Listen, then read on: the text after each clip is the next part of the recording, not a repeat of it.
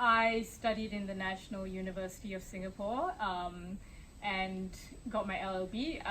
Why I became a lawyer? Well, I think some of you with the Asian background would know this. It's like, if you're good at speaking and arguing, and all that sort of thing, go be a lawyer. If you like the sciences, go be a doctor. So those were the main two professions that kind of people used to go for and parents used to encourage. It kind of was all right. So not very sciencey, went to try for law, and luckily it suited. I did practice for a number of years in Singapore. The last bit of it was in Drew & Napier, which is a top tier law firm, in the IP practice there.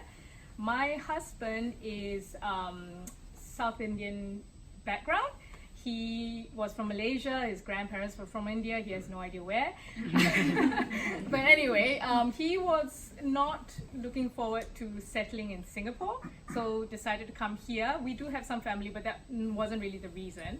So I went, yeah, sure, we'll come. Didn't really think about it. By that time I had a child under 2. Came here and relatively easily got requalified. The College of Law was just 2 subjects in accounting and ethics. Then the job search, and oh gosh, the things you said, Krippy, there were so many recruiters who went, we really need the Australian law experience because the employers need you to hit the ground running. I have to say, I felt like hitting something when I heard that phrase. So for me, it was a bit of a lucky break. At that time, for some reason, there were no Australian experienced trademark lawyers that Baker McKenzie was able to find. I had seen the ad for the job. I spoke to the recruiter, and he, what I thought was kindly, but I now think more cynically, he thought I would never have had the chance. He said, I'm sorry, I can't put your CV forward because they're looking for Australian experience. Really, it's not gonna work. So you can try applying directly.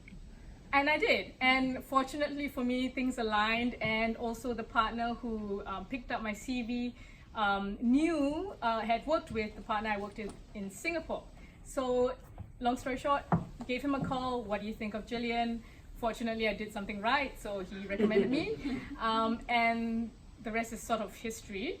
But it's been a long journey. I've kind of learned a few things from my own experience and from observation, so I'm hoping to be able to share some. Yay.